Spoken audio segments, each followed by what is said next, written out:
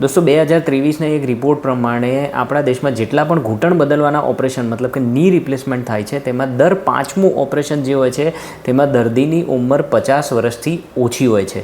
હા, ઘૂંટણનો ઘસારો એ કોઈ હવે ઉંમરવાળા લોકો હોય તેમની તકલીફ નથી। આપણા દેશમાં એકચ્યુઅલીમાં એક એપિડેમિક બની રહ્યો છે અને તેના મેઇન 3 રીઝન છે। સૌથી પહેલું કે આપણું બેઠાડું જીવન, બીજું વધારે પડતું વજન અને ત્રીજું एक्सरसाइज मतलब કે કસરતો ન કરવી।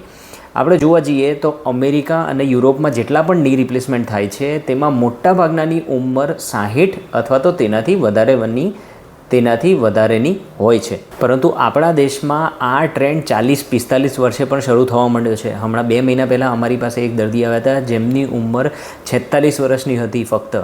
તેમને છેલ્લા 8-10 વર્ષથી ઘૂંટણમાં દુખાવો હતો, કોઈ ઇન્જરી થઈ હતી ત્યારબાદ તેમણે ઇગ્નોર કરી રાખ્યું અને છેલ્લે 46 વર્ષે એ ખ્યાલ આવ્યો કે ઘૂંટણ કમ્પ્લીટલી ખરાબ થઈ ગયો છે અને ની રિપ્લેસમેન્ટની જરૂરત પડી રહી છે। ICMRના એક રિપોર્ટ પ્રમાણે આપણા દેશમાં જેટલા પણ લોકો મોટા શહેરોમાં રહે છે તેમાંથી 70% લોકો 10થી 15 મિનિટની ડેઇલીની એક્સરસાઇઝ પણ નથી કરતા હોતા। તો આ વસ્તુથી તમે કઈ રીતે બચી શકો છો? સૌથી પહેલું કે તમે હેલ્ધી ડાયટ રાખો, બીજું વજન તમારું કંટ્રોલમાં રાખો અને ત્રીજું એક્સરસાઇઝ કરો। ડેઇલી એટલીસ્ટ અડધા કલાકનું ચાલવાથી શરૂ કરો, ધીમે ધીમે તમે જોગિંગ શરૂ કરો, તમારું વજન કંટ્રોલમાં રહેશે અને ખૂબ જ સારું રહેશે। તમે આ ઘૂંટણના દુખાવાથી ની રિપ્લેસમેન્ટથી બચી શકો છો।